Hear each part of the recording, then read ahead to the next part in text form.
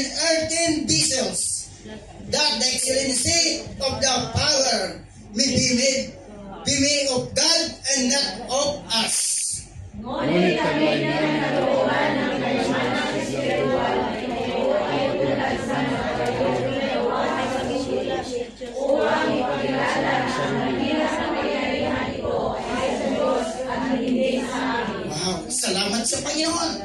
Binigyan ka ng spiritual na kapangyarihan upang ipakilala natin sa mundong ito ang kadakilaan na ibinigay sa atin ng ating Panginoon.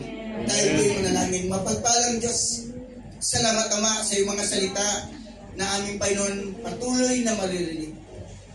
I-bless mo Panginoon na iyong mga salita na magiging silbi Panginoon, gabay sa aming buhay habang kami pa naglalakad sa madilim na mundong ito. Manatiling liwanag ang iyong salita sa aming mga buhay. Itago mo Panginoon ang iyong bang lingkod.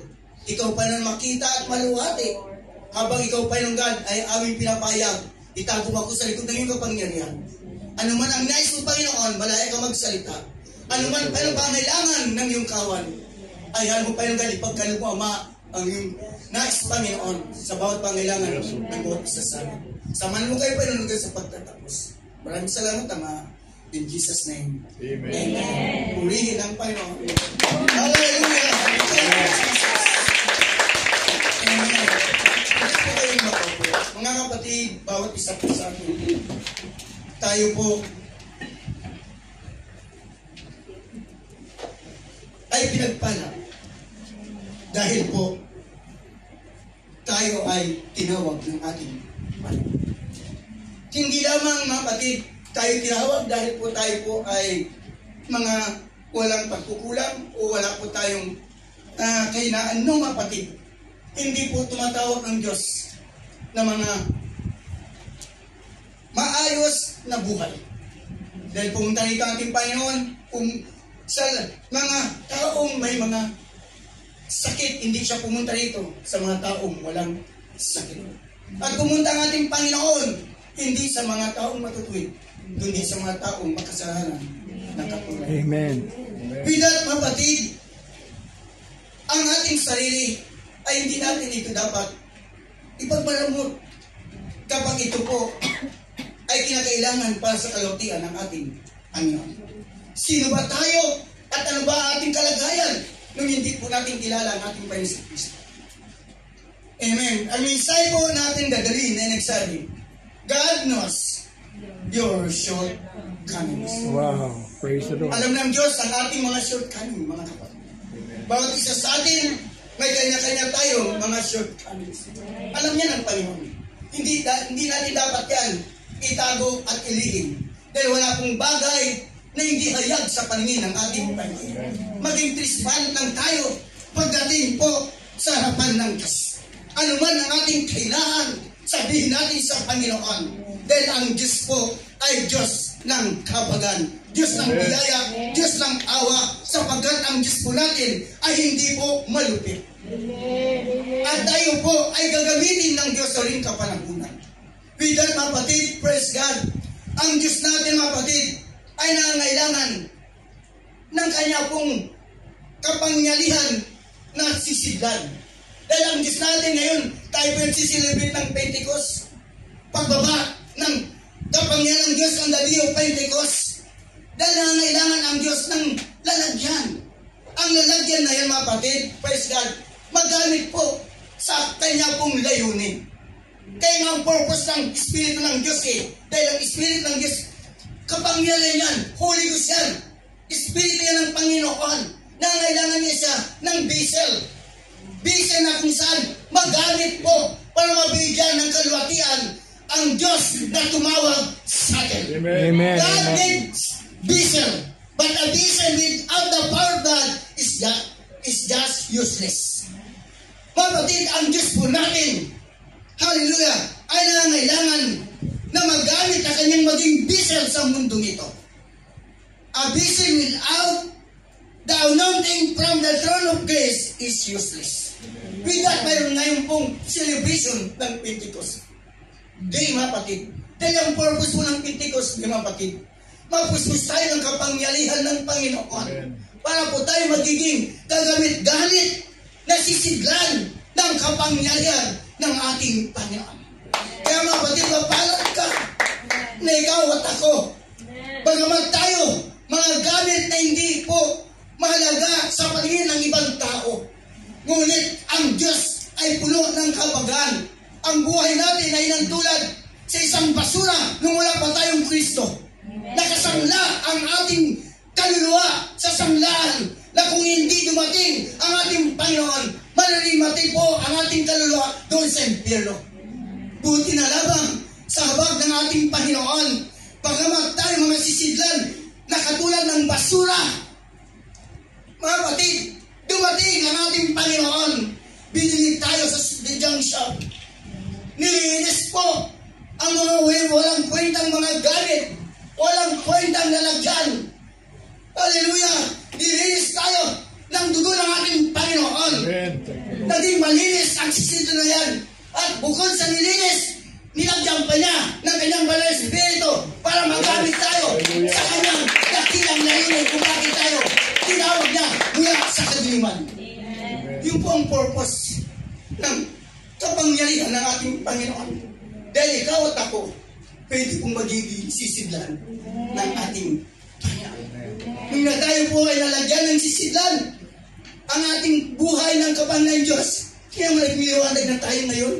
Saan man tayo pumaroon, kahit di tayo magsalita, pagkilala ng mundo na itutuw talagang mga anak ng Diyos. Sa ating panlabas na kanyuan, wow, makikita sa gitna ng madilim na mundo, may liwanag na lumilitaw sa gitna ng kadiliman. Sino yun? Ikaw, ako, bilang mga Pentecostal. Palapakan natin. Bilang Pentecostal, iba ang dating sa atin. Praise God. Ibang-iba mga kapatid. Pag tayo nagsisalita, paramdaman kung tayo po yung mga Pentecostal. Kung tayo naglalakad, kitang-kita talaga. Mayroon talagang dating. Amen. Minsan may nakausap umabang buhok. Mga kapatid, walang kagalakan sa kanyang puso. Mababayan ang buhok. Pag tinanong mo, ano ang fellowship mo? Hindi alam. Pero pag sinabi anong lokal mo, alam niya na. Sila po yung mga lumang daan. Mga dating daan. Pero pag sinabi mo, ano ang fellowship mo? Wow! United Pentecostal. Pag hindi nila alam ang United Pentecostal at hindi alam sabi ng Pentecostal, hindi po sila mga tumanggap ng kapangyarihan ng ating Panginoon. Mga bisin sila, pero wala silang anointing mula sa trono ng grasya ng Diyos. Kaya nagiging useless ang kanilang pagiging bisel. Tayong lahat ay bisel, pero mas maganda sa bisel na mayroon pong nilagyan para maging mabuka tayo. Tayo gagamit-gamit. Ito po ay ang nilinis. Kung wala po itong laman, hindi mabibili. Kaya nabibili siya mga kapatid dahil po dun sa laman na mayroon siya. Ganyan po tayo mga kapatid bilang mga anak ng Diyos.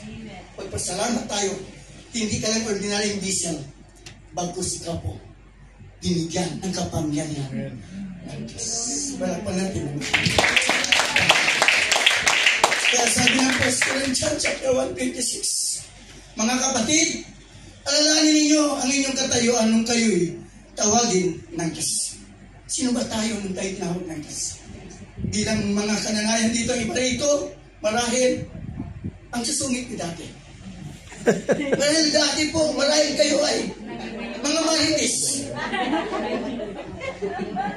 Marahil ang iba sa inyo rito mga batid. Hindi ko alam po anong kasing pagkatao tayo. Amen, secret. Salamat. Kahit anong sikreto natin, pag may plano sa atin ang Diyos, gagamitin tayo. Dati hindi ka naman gitarista. Hindi ka naman dati nagkikipor, hindi ka naman nagdadrum. Sino ba tayo? Tingnan nyo, pati tayo pang lingkod nyo. Galing po ng mundo. Amen. Sabi ko na sa sarili ko, habang ako'y nag-aaral, pag may dumaan ng aeroplano, dahil sa bundok po kami nakatira. Kailan ka makasakay ng aeroplano? Nangangarap. Amen, paano makasakay ng aeroplano na yan? taga-bundok. Sa kahirapan ng buhay. Ang tatay ko, mabisyo ng buhay. Bakit siya mabisyo? Kasi mayroon siyang kalungkutan eh. Wala siyang joy sa kanyang puso. Ang sabi ko sa kanyang, Tay, bakit lagi kang inom ng alak? Pag nalalasing ka, lumilipad. Ang mga kaldero at plato sa ating tahanan. Tapos ang nanay ko, lagi mo na lang siya sumba. Lagi mo na lang siya saktan. Ano ba talaga naging problema mo? Sabi niya, problema ko talaga. Nakakapagod magtrabaho. Mahirap magtrabaho. Na tayo ay kakain na, yung kinakain natin, inutang ko na sa isang buwan. Naghanap mga batid ng kapayapaan. Naghanap ng kaayusan ng buhay. Hindi natagpuan sa bisyo. Hindi natagpuan sa sugal. Pero mayroon siya hinahanap. Sa madaling salita, nakakalungkot. Sa edad kong kamurang-murang edad, 10 years lang mapatid namatay ng tatay ko. Ang finding mapatid ng kanyang paglaki ng tiyan. Wala kaming pera. Ang sabi ng bulayo, kinukulang ang tatay. Kailangan maghanap kayo ng puting manok para i-alay. Gusto ko pang mabuhay ang aming tatay. Gumawa kami ng paraan. Paghanap ng manok, kahit sinungkit na lang, ang malaga, makahanap ng puting manok. Yun. Sa madaling salita, wala nagawa. Ang puting manok na yun, ibigay mo na, dinala sa doktor. Huli na po, sabi ng doktor, huli na ang tatay mo. Mayroon ng butas ang kanyang baga at ang kanyang atay. Kasi ginawa kong kakainom ng alak sa umaga, ginawang kape ang syutong. Ginawang kape, mga batid, ang Mallorca. Ginawa, mga batid, tubig ang gin para magkaroon lamang ng katiwasayan. Para magkaroon lamang ng kalutasan ng problema sa pamagitan ng alak. Mga batid, dahil wala pa po kaming pagkakinalang sa pag talagang wala talaga. Pwes kasi madaling salita, danggahin po yun ang kanyang hinuhugot na kapalaanan para malutas. Malutas lang ang kanyang mga siluranin, mga problema sa pamagitan ng alak. Namatay po ang tatay ko sa murang ina. Namatay po, mga batid, ang kanyang idadati 38 years lang. 7 kami magkakapatid. Pangatlo po ako. Ako na po nagtaguyod, mga batid, ng aming pangailangan. Pwes kaya sabi ko, Panginoon, nagtampo pa ako sa Diyos. Lord, totoo ka bang Diyos? May Diyos ba talaga? Bakit ang aking tatay na siya na nagpo-provide ng aming pangailangan, kunin mo pa? Yun ang katanungan ko sa aking isip. Kung pagdating ng Maynila, katulad ko sa inyo, sa pamagitan ng pagkain, yun po unang akbang ko para marinig ko ang pangalan ni Jesus. Nang dahil sa pagkain, yun pala tatawagin ng ating. Oh, God is good. God, you are good. 1985, nabaptize! Ang nagbaptize na sa akin, ang assistant pastor, paling pastor, umpad si Pastor Gideon Padilla. Amen. At bagaman, baguhan sa Panginoon, mas binibigyan ko pa ng halaga ang trabaho. Pero wala akong kamalayan at ang isip ko lang noon, kumita nang dahil sa pangailangan namin, may taguyod ko ang pangailangan ng aking mga kapatid sa probinsya. Habang nagkatrabaho, nag-aaral, papunta sa simbahan, na late, uuwi agad, wala pang closing prayer, nagmamadali dahil sa trabaho. Pero alam niyo, kapatid, kahit sa anong shortcoming mayroon ako, yung pala tatawagin ako. Oh, God. God is good. Hindi naghanap ang Diyos ng perfectong tao. Huwag mong tuldukan ang sarili mo. Ang malaga, mayroong kilot sa puso mo na dating mga araw, Lord, Diyos me, gamitin mo ako, Panginoon. Gagamitin ka. Panginoon. Pero yan, yung kalagayan ng spiritual na kalagayan. Pero dahil sa pangalan, minsan, nakukonsensya ako. Umupo na ako sa likod at bigyan tinapos ka na ng konti. Sabi ni Pastor Juan, ang laging nakaupo sa likod. Pag dumating ng rapture, maiwan. Gusto kong pumunta ng langit kaya ako simpa. Hindi na pumupo doon sa likod ko rin ito dito na. Hindi ko lagi nakaupo sa likod ka. Hindi ko siya sa gano'n. Ang nagsabi nun, hindi ako. Pagdating naman sa medyo gitna, ang dami nagpipintuhan. Aha. Sabi ng Pastor Umpad, yung bandang gitna dyan, mga chismusa, hindi na makasama din sa langit. Pag nag-rapture, gusto pumunta ng langit eh. Mubo na ako sa langit.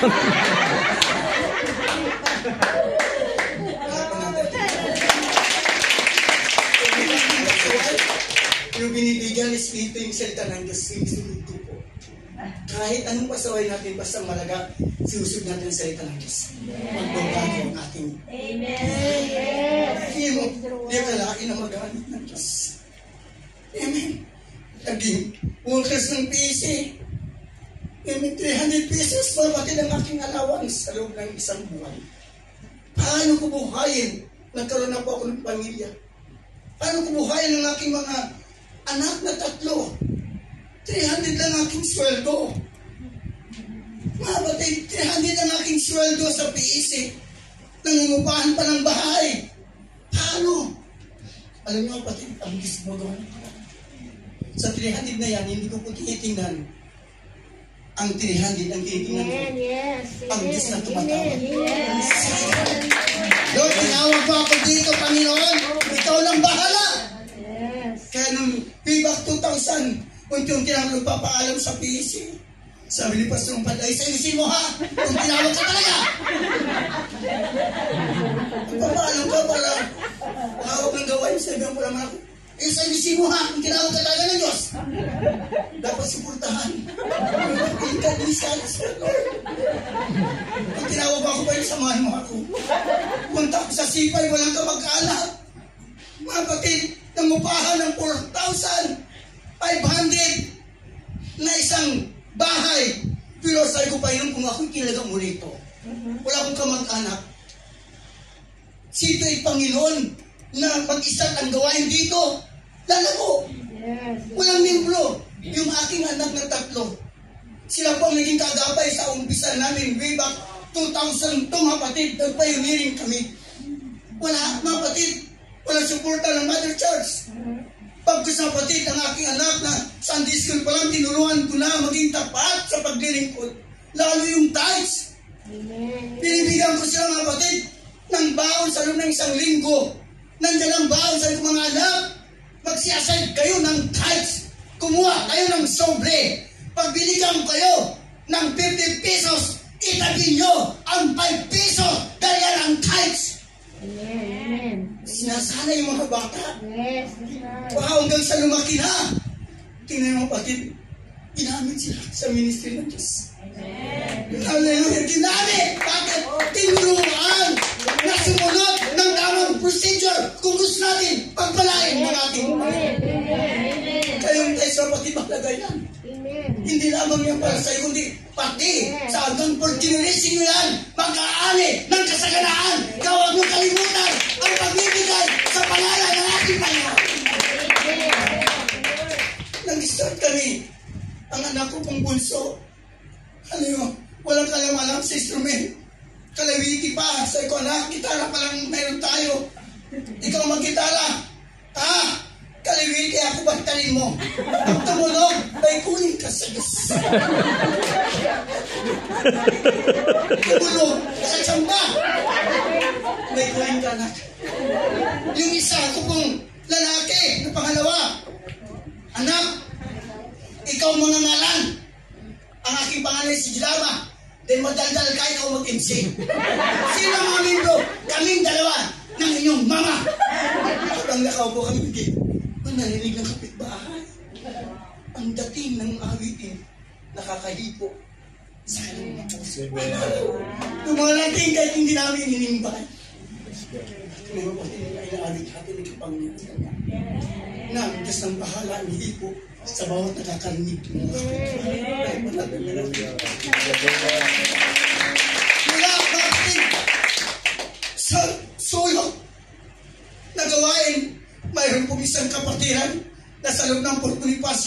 negosyo, sabi niya sa akin, Pastor, backslider po siya. Membro po dati ng PC, backslider.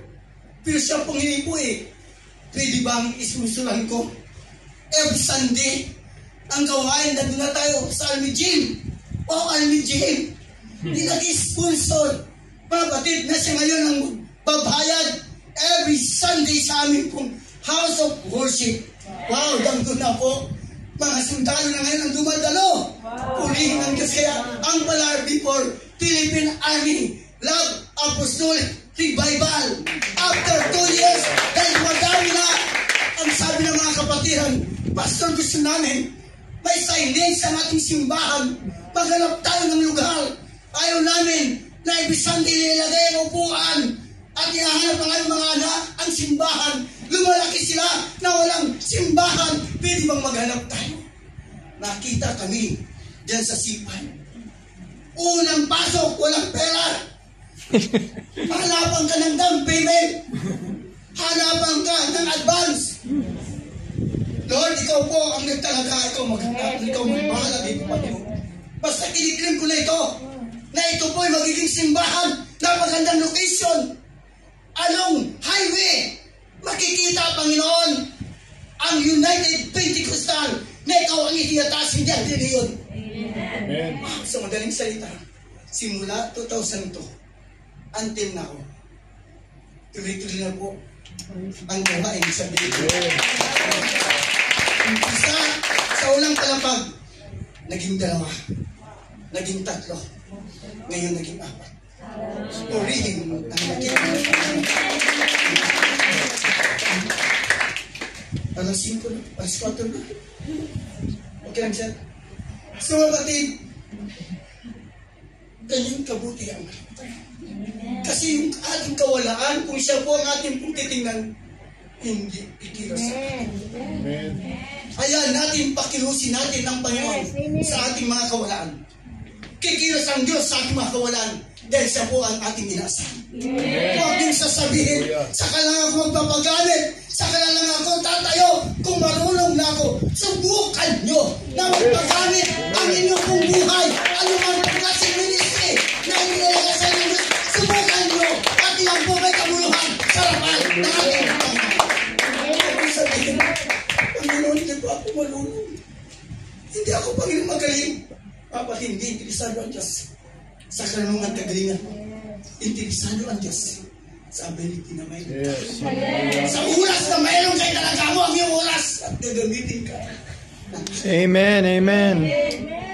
Hallelujah. Salamat sa inyo. Church, alam natin ang Pentecost ay mahalaga dahil may purpose niya ang ating Panginoon. Tayo po'y mga sisigla. God is always working on earthen vessels. Most of the time, He is using the most unexpected vessel to showcase His power and ability. Wow! And to perform great and mighty things for the glory of His name alone. Alam pa natin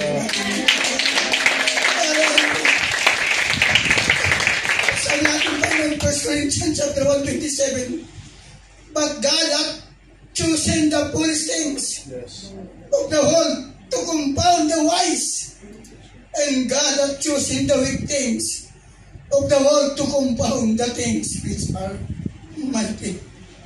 And these things of the world and the things which are despised hath God chosen, yea, and things which are not to bring to naught things that are, that no flesh should glory in His presence uli ng Panginoon. But of Him are ye in Christ Jesus, who of God is made unto us wisdom and righteousness and sanctification and redemption. Wow! Salamat sa ating Panginoon.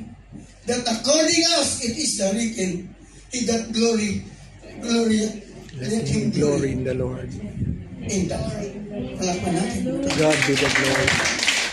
Ang ating pagmamalaki, ang ginawa ng Panginoon, ang siyang pagmamalaki. Nakatayo ko rito dahil sa ginawa ng Panginoon. Amen. Amen. Ang aking pagmamalaki, ito po ay gawa ng Panginoon kung bakit ako ngayon Amen. Ginamit ng atin ng Panginoon, hindi dahil sa sarili ko, wala akong kalawalang patungkol sa ito ng Diyos. Mga lahi po kaming aswang. Salamat sa kabutihan ng Diyos.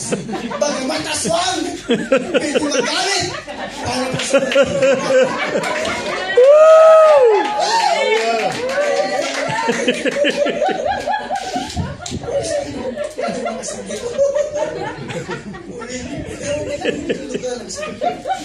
ang asawa niyo kasing ginawag niyo ng tundukan. Magtapat lang kayo. Yes, yes. Magtapat kayo sa paglilingkod. Amen. Pati po mga amo nyo, pagpapalayan ng Diyos dahil sa katapatan. Nagpapala ng Diyos hindi dahil sa kanila, kundi nang dahil sa inyo, bakit sila nagpapala? Nang dahil sa inyo, kapatid, pangako ng Diyos yan. Nang dahil sa atin, sila po yung biblis ng Panginoon. Kaya kung bumabaliwalain sila, anak ka ng Diyos. Pintikusal ka! Ito ay sisiglan ng kapangyarihan ng ating Panginoon! Sisiglan tayo ng kapangyarihan ng ating Panginoon. May purpose ang Diyos sa atin. Hallelujah para sa Kanya. Kaya bumabaliwalain sila. Sa Bible, mga tao kung hindi natin masasabi na siya po ay magiging effective na leader. Moises had his speech problem. Hallelujah. And was not a good public speaker. Pero ginamit siya ng Panginoon. Correct. Ginamit siya ng ating Panginoon, mga kapatid. Ang tinitingnan ng Diyos yung puso natin. Yes. Ang tao'y tumitingin sa paglabas. Natapat ang Diyos. Tumitingin sa kaibuturang malinis natin puso. Kalinisin natin higit sa lahat ng ating puso. Hallelujah. Pag nilinis ang ating puso ng kapal ng Diyos, ang Diyos na pong bahala sa iyo at sa akin. David was too young. Maliit na tao. Hallelujah. Sabi ni Pastor Umpad, 4 feet lang po. Si David, ang kalaban niya 9'2". Grabe, kapatid, tingnan nyo. Maliit po. Grabe. Ako po, 5'8". Siguro galit. Tapos si David, si Goliath na ito. Tingnan mo, kapatid. Hindi po naghanap ang Diyos ng mga magaling na sundalo. Hindi po hinahanap ng Diyos, kapatid. Yes. Ang mga magagaling na nag-training para mapatay si Goliath. Ang kaliliwang bata. Hallelujah. Ang inanap ng Diyos para po patayin ang Goliath. Sa buhay mo, mga kapatid, ang papatay ng Goliath kung pinakarapalan mo, ang puso mong malinis. Ang isang papatay sa problema ngayon kinakaharap. Ano man ang problema na mayroon ka, ang malaga, ang puso mo sa harapan ng Diyos ay tama. Magagamit ka ng Diyos sa kinakaharap mong mga higante. Jacob was a liar and scammer. Mahilig mangutang hindi nagbabayad. Huwag mong tutukan ang sarili mo. Hallelujah. Panginoon, at akong pag-asa. Ayaw ko pumunta dyan sa live church na yan. Hindi ako nakabayad ng utang. Sige lang, kapatid. Wala hindi ka nakabayad kasi naubusan ka lang ng pera. Bakit ka naubusan? Kasi hindi ka bibigyan ng tithes. So, bibigyan ng tithes. Makabayad ka na ng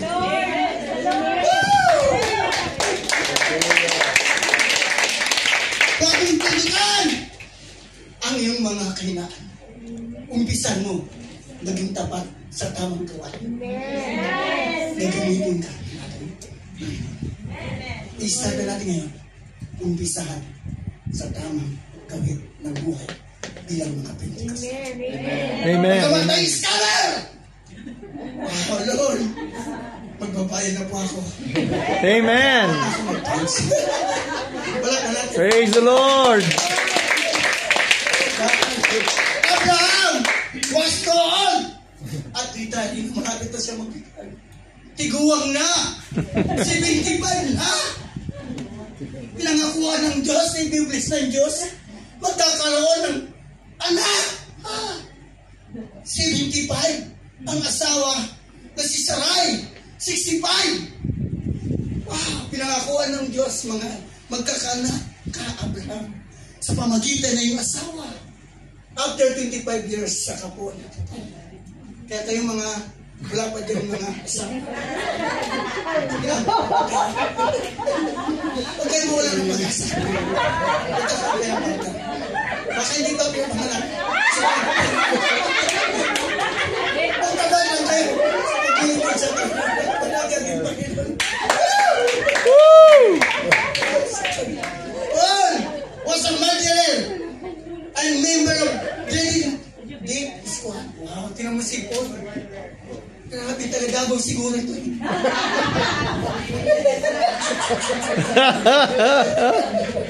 Tingnan mo ba dito? Hindi mo kailangan mag-anit na huwag natin yung tuduran ang mga Diyos. Pag dumating ang Pentecost sa buhay mo, magagamit ka ng Panginoon. Salamat on the day of Pentecost. Nagbago ang buhay. Gideon and Thomas were doubters and cannot be relied on in a critical moment. Hindi maasahan. Pagdating ng anniversary, lagi nawawala. Ang daming alibay. Pero alam mo, ginamit pa rin. Yes. Wow. Kaya mga kapatid, ano man po ang mga shortcoming mo, hindi ka makatakot sa Panginoon. Elijah was depressed and suicidal. Dahil problema, daming utang. Sabi ni Elijah, mayroon man ang daming utang. Tatalon na ako dito sa building nito. Wala sa 107 na building nito. Ayaw ko na. Sawa na ako sa utang. Aking kamag-anak, aking asawa, ang aking mga anak. Sosyal ang buhay. Ang dami ng utang. Hindi ko na kaya bayad. Tatalon na lang ako. Gagamitin ka ng Diyos.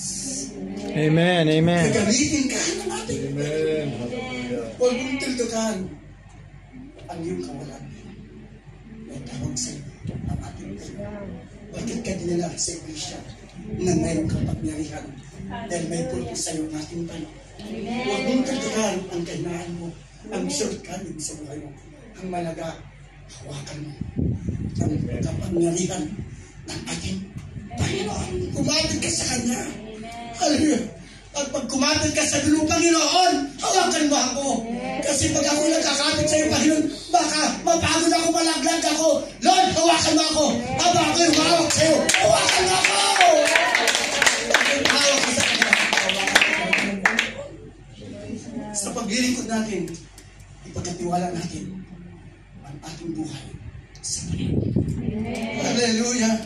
Despite the limitation and weaknesses, God chose and used him. Bakit ito yung mensahe? Dahil naranasan ko ang mga bagay ito. Kaya ito pangalan ko. Ang papangalan dito ngayon, hindi ko ito. Karanasan ng ibang lingkod. Tinawag ako mula sa kawalan. Nagsalamat sa kapangyarihan. Sinilang ng kawalan. Natagpuan si Jesus na puno ng pagpapalang. Praise the Lord. Praise the Lord. Maganda talaga nito ni Jesus kay hindi po ang kakulangan ang dahilan. Kundi ang dahilan. Wala ka kasi tutong Kristo eh. Kaya ganyan ang buhay. Kapag may tutong ang Kristo, mapaguhin ang lahat ng bagay sa mundo. Palangpan natin ang ating. Kung tayo po ay nakakilala sa Diyos, ang Diyos ngayon ang pumili sa atin, hindi tayo ang pumili. 1 Peter chapter 2 verse 9, but ye are a chosen generation. Wow! Chosen generation, a royal priesthood, and holy nation. Naging holy tayo dahil pinili ka ng ating Panginoon. A peculiar people that is show forth the praises of Him who hath called you out of darkness into His marvelous light. Wow! Tinawag ka mula sa kadiliman. Hallelujah! Patungo sa kamanghangang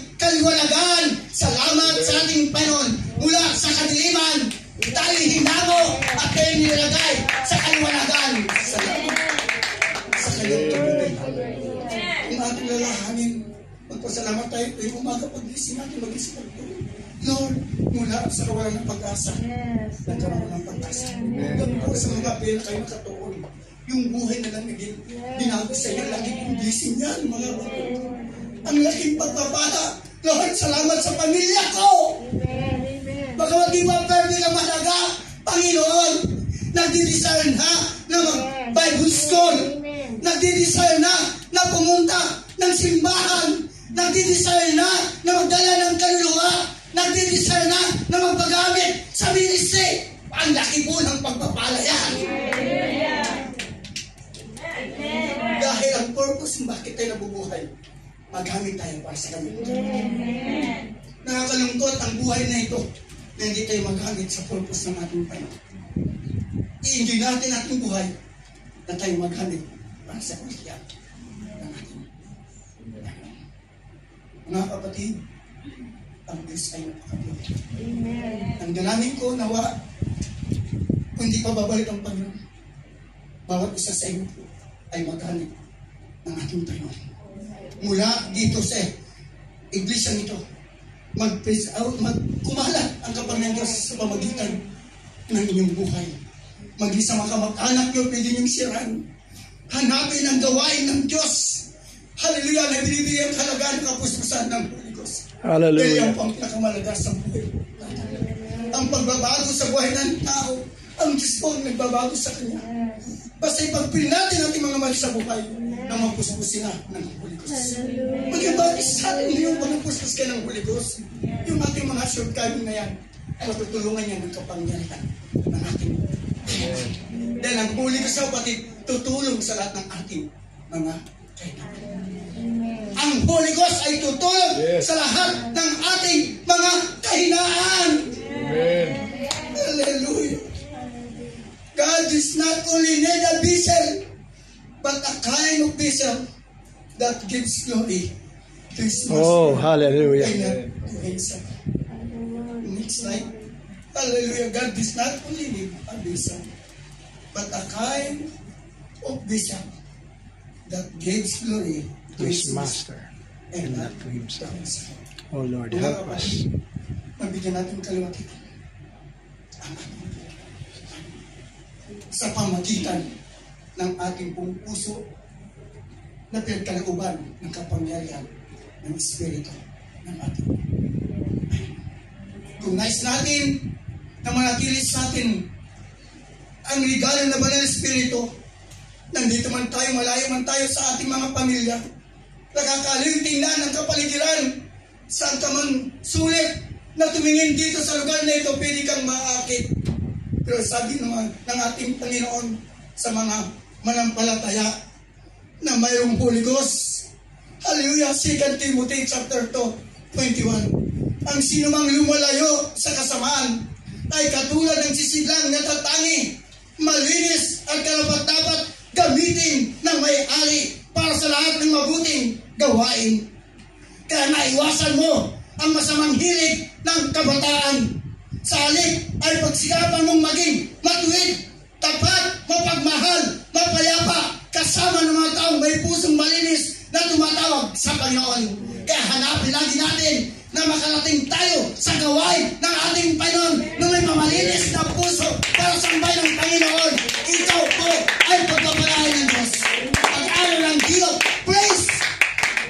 Pagsikapan natin pumunta tayo sa iglesia kung saan tayo itinalaga. Kasama ng may malinis na puso at kamay na nagpupuri sa Kanya. Hallelujah! Dating araw, hallelujah, gagamitin ka ng ating Panginoon. Iwasan mo ang mangal at walang kabuluhang pakipagtalo sapagkat alam mo namang mauwi lamang yan sa mga pag-away. Ang lingkod ng Panginoon hindi dapat nakikipag-away. Sa halip ay dapat siyang maging mabait sa lahat at mahusay magtulong at magtiyaga. May hinahon niyang tinutuwid ang mga sumusulungan sa Kanya. Baka sakaling sila'y bigyan ng Diyos ng pagkakataon na magsisip, tumalikod sa kanilang mga kasalanan at malaman nila ang katotohanan. Sa gayon, maliliwanagan ang kanilang isip at makawala sila sa bitag ng dyablo na bumiyag sa kalaupan kailang sundin ang kagustuhan niya. Mga kapatid, marami pong bumibihag sa isip at puso ng mga tao. Ang gawin natin mga kapatid, hallelujah, ikaw po bilang mga anak ng Diyos, iwasan natin na tayo po'y magkasala para magamit tayo ng ating payon sa mga taong binibihag ng diablo. Sa buhay mo, ikaw po ang magiging gamit para sa mga tao na wala pa pong Kristo. Kawag mo pong tulakan kung ano man po ang kawalaan na mayroon. Gagamitin ka. Kung sa oras na ito matutulang tayo, magsabi sa Panginoon, Lord, hindi pa ako perfect. May mga shortcomings. Kung paano mo ginagawa ang lingkod mo, Panginoon, na narinig namin ang mensaya at totoo, gawin mo rin sa ating Panginoon. Maging sa aking sarili. Gamitin mo ako. Tayo bumisan. Salamat tayo sa ating Panginoon. Sa kanyang